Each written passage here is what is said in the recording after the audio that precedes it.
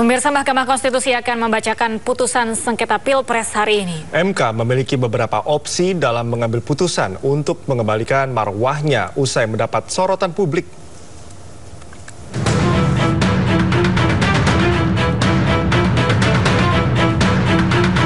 Senin 22 April 2024, Mahkamah Konstitusi akan membacakan putusan perkara sengketa Pilpres 2024.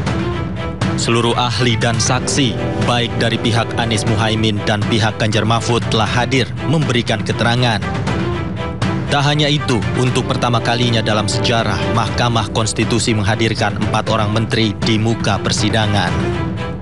Mereka adalah Menko PMK Muhadjir Effendi, Menko Perekonomian Erlangga Hartarto, Menteri Keuangan Sri Mulyani, dan Menteri Sosial Tri Risma Harini. Pembacaan putusan menjadi momentum yang paling dinanti. Apakah Mahkamah Konstitusi berani membuat gebrakan lewat putusannya? Ataukah lagi-lagi palu hakim patah dalam mengambil keputusan nanti? Mahkamah Konstitusi diprediksi memiliki beberapa opsi dalam memutuskan perkara sengketa Pilpres 2024. Opsi pertama, MK akan menolak seluruh permohonan pihak Anies Muhaimin dan Ganjar Mahfud dengan beberapa catatan perbaikan yang akan berlaku pada Pilpres selanjutnya. Putusan ini otomatis membuat pasangan Prabowo Gibran menang Pilpres secara sah. Opsi kedua, MK akan mengabulkan seluruh permohonan pihak Anies Muhaimin dan Ganjar Mahfud dan mendiskualifikasi pasangan Prabowo Gibran.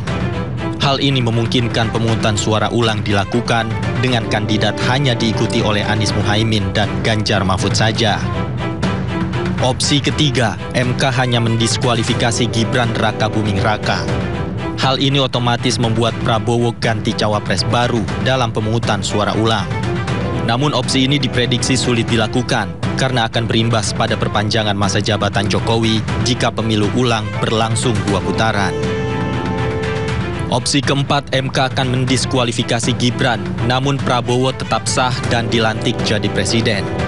Hal ini otomatis membuat posisi Wapres akan ditentukan oleh MPR sesuai dengan Undang-Undang Dasar 1945 soal kekosongan kekuasaan. Namun hal ini diduga juga sulit dilakukan karena bisa timbulkan gejolak sosial politik. Putusan yang akan dibuat oleh Mahkamah Konstitusi menjadi pertaruhan seluruh hakim untuk mengembalikan marwah Mahkamah Konstitusi. Integritas para hakim diuji di tengah sorotan dan gempuran keraguan publik atas kinerja Mahkamah pada pemilu 2024 ini.